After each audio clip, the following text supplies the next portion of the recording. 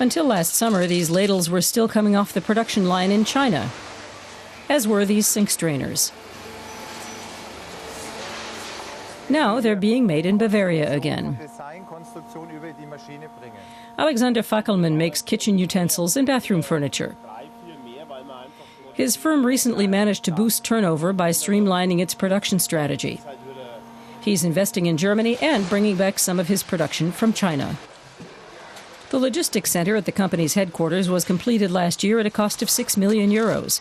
The vegetable peelers and other items made back home again are dispatched from here worldwide. Costs are exploding in China, both wage costs and environmental costs. Transportation and material costs are also rising. A lot of production is more financially viable again in Germany. This machine, for example, can replace 3 workers in China. Production has returned to the company's base in the small town of Hersbruck without creating any new jobs. Unlike many other firms, the Fackelmann Group never outsourced all its production to China. It always maintained a 400-strong workforce back home. A lot of firms relocated their entire production. If you don't have any expertise back home anymore, it's difficult to reverse production locations. We always thought that it would happen. We strategically retained our production, even if that meant subsidizing it for 10 years with imports from China. But now it's worthwhile again, and it's getting better and better. 40 kilometers away in Fürth, a similar story. Zimba Toys was founded just 30 years ago, but has since expanded throughout Europe and Asia. One of its big hits is the Bobby car for kids.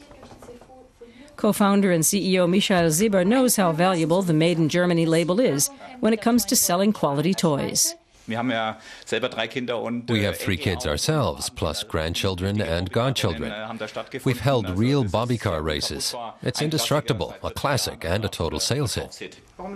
So why not have it made in China? Because you can't guarantee a consistent quality there. And we wouldn't have any major price advantages, because here we have automated production. I don't think you could make it any cheaper. And the higher the price bracket, the more likely it is that products featuring Made in Germany on the packaging will sell well. But there were other factors involved in the decision too, such as shipping raw materials from Asia.